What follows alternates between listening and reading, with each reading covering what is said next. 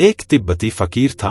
वह अक्सर यह कहानी कहा करता था और वह कहता था, मैंने दो ही तरह के आदमी देखे। एक, वे जो वस्तुओं पर इतना भरोसा कर लेते हैं कि उनकी वजह से ही परेशान हो जाते हैं, और एक वे जो अपने पर इतने भरोसे से भरे होते हैं कि वस्तुएं उन्हें परेशान नहीं कर पाती। दो ही तरह के लोग हैं इस पृथ्वी पर। दूसरी तरह के लोग बहुत कम हैं, इसलिए पृथ्वी पर आनंद बहुत कम है। पहले तरह के लोग बहुत हैं, इसलिए पृथ्वी पर दुख बहुत है। तिब्बत में एक पुरानी कथा है कि दो भाई हैं। पिता मर गया है तो उनके पास 100 घोड़े थे। घोड़े का काम था, सवारियों को लाने ले जाने का काम था। तो पिता मरते वक्त बड़े भाई को कह गया कि तू बुद्धिमान है, छोटा तो अभी छोटा है, तू अपनी मर्जी से जैसा भी बंटवारा करना चाहे कर देना। तो बड़े भाई ने बंटवारा कर दिया। 99 घोड़े उसने रख लिए, एक घोड़ा छोटे भाई को दे दिया। आसपास के लोग चौंके भी। पड़ोसियों ने कहा भी कि यह तुम क्या कर रहे हो? तो बड़े भाई ने कहा कि मामला ऐसा है, यह अभी छोटा है, समझ कम है, 99 कैसे संभालेगा? तो मैं 99 ले लेता हूं, एक उसे दे देता हूं। ठीक, छोटा भी थोड़े दिन में बड़ा हो गया, लेकिन वह एक से काफी प्रसन्न था, एक से काम चल जाता था। वह खुद ही नौकर नहीं रखने पड़ते थे, अलग इंतजाम नहीं करना पड़ता था, वह खुद ही शहर की तरह चला जाता था। यात्रा करवा आता था लोगों के लिए, उसका भोजन का काम चल जाता था। लेकिन बड़ा भाई बड़ा परेशान था। 99 घोड़े थे, 99 चक्कर थे, नौकर रखने पड़ते, अस्तबल बनाना पड़ता।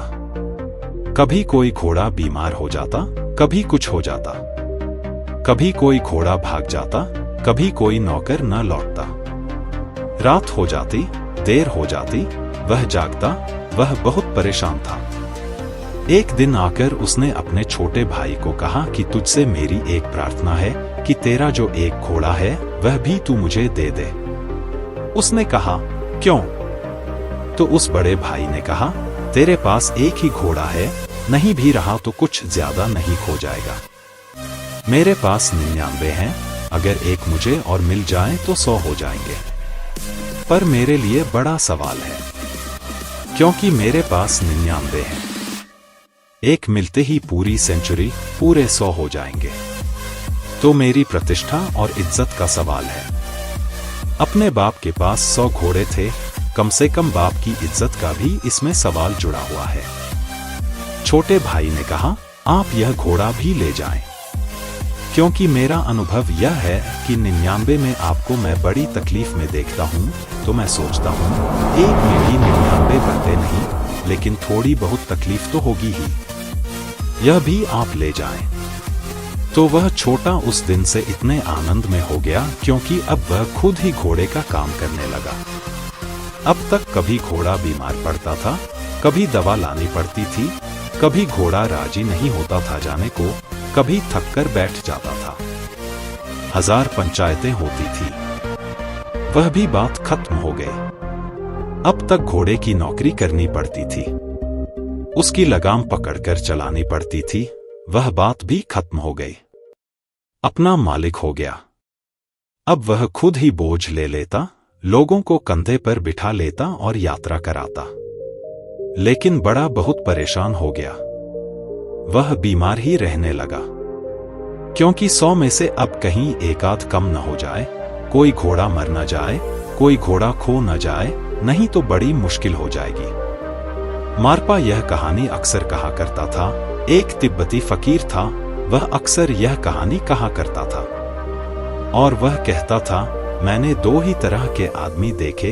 एक, वे जो वस्तुओं पर इतना भरोसा कर लेते हैं कि उनकी वजह से ही परेशान हो जाते हैं, और एक वे जो अपने पर इतने भरोसे से भरे होते हैं कि वस्तुएं उन्हें परेशान नहीं कर पाती। दो ही तरह के लोग हैं इस पृथ्वी पर। दूसरी तरह के लोग बहुत कम हैं, इसलिए पृथ्वी पर आनंद बहुत कम है। पहले तरह के लोग बहुत हैं, इसलिए पृथ्वी पर दुख बहुत है। बुद्ध की तुलना में सभी महान धार्मिक गुरु बहुत छोटे पड़ जाते हैं। वे तुम्हें अपना अनुयायी बनाना चाहते हैं। वे चाहते हैं कि तुम एक निश्चित अनुशासन का पालन करो। वे चाहते हैं कि तुम्हारे तौर तरीके, तुम्हारी नैतिकता, तुम्हारी जीवन शैली एक व्यवस्थित तरीके से हो। वे तुम्हें ढालकर एक सुंदर जेल की कोठरी दे देते हैं। बुद्ध पूरी तरह से स्वतंत्रता के लिए अकेले खड़े हैं। बिना स्वतंत्रता के व्यक्ति अपने परम रहस्य को नहीं जान सकता। जंजीरों में बंधा हुआ वह आकाश में अपने पंख फैलाकर उस पार की यात्रा पर नहीं जा सकता।